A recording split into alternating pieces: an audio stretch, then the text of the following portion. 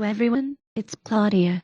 When I first heard that there will be a show called Queendom, starring Park Bom, AOA, Lovelyz, Mamamoo, Oh My Girl and I-DLE, and that they were going to be releasing a new album the same day, I exploded with happiness. Too bad it was Mnet's idea, but okay, watching these amazing girls' performances would be worth it. Except it wasn't exactly what I was expecting lol.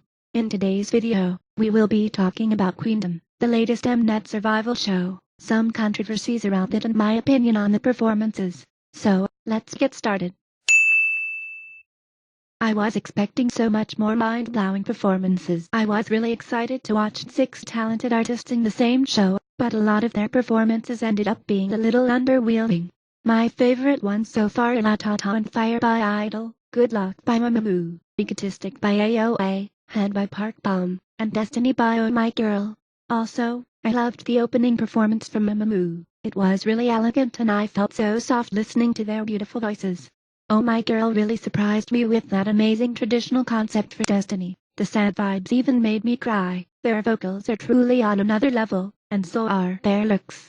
I think participating in Queendom is good for all of the contestants in terms of performing, no matter if they win or not.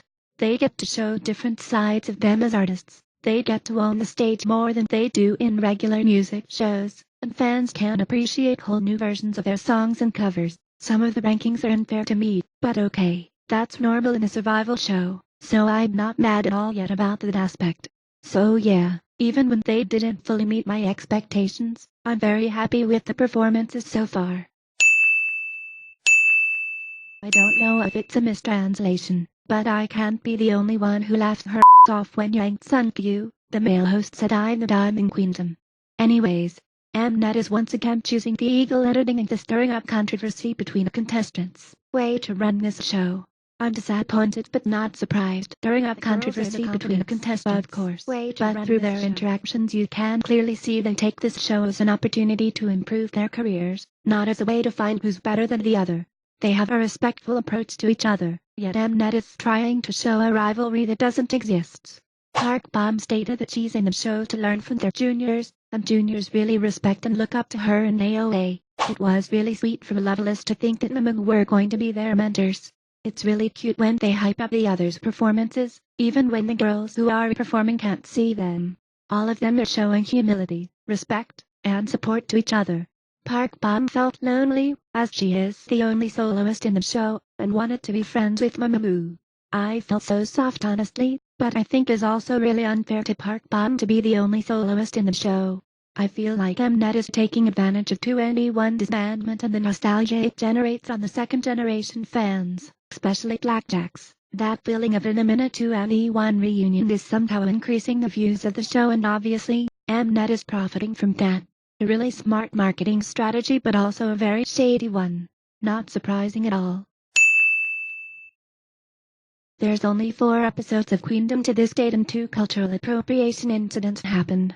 Hwasa wearing a durag, and Soyeon calling African music ethnic hip. Take a look at it by yourself.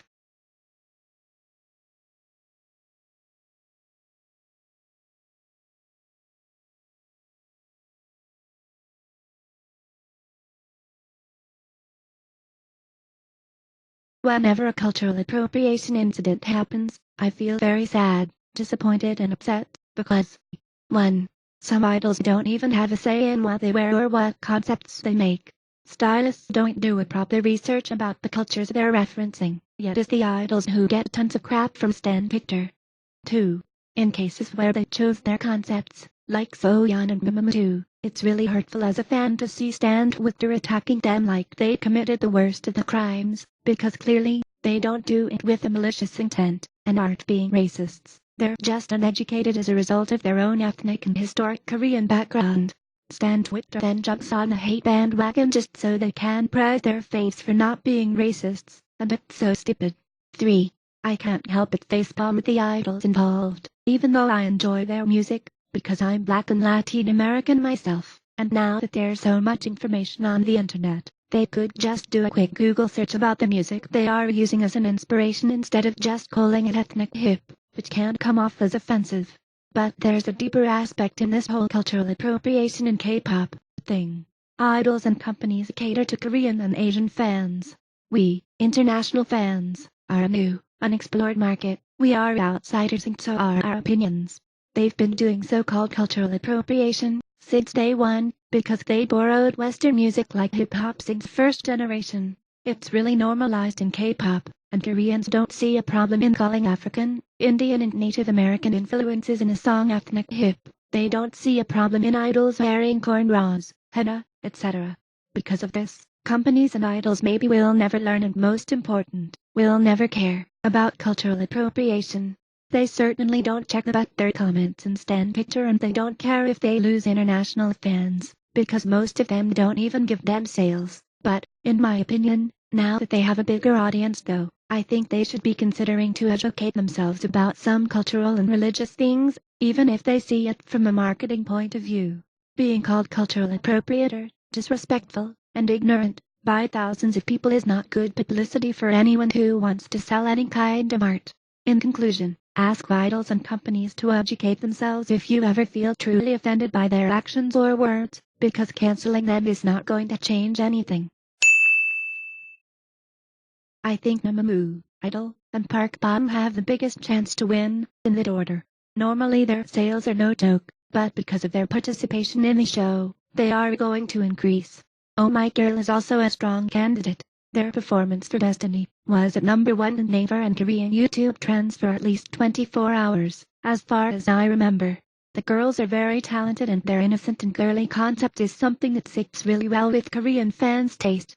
It would be a surprise for international fans to see Oh My Girl win this show, but if the prize is a comeback show in Mnet, I think these girls would deliver a beautiful, worth-watching performance, and they really deserve to get a bigger fandom, so yeah. Anyways, I hope no fanwars result from this show. We have enough hate bandwagons today.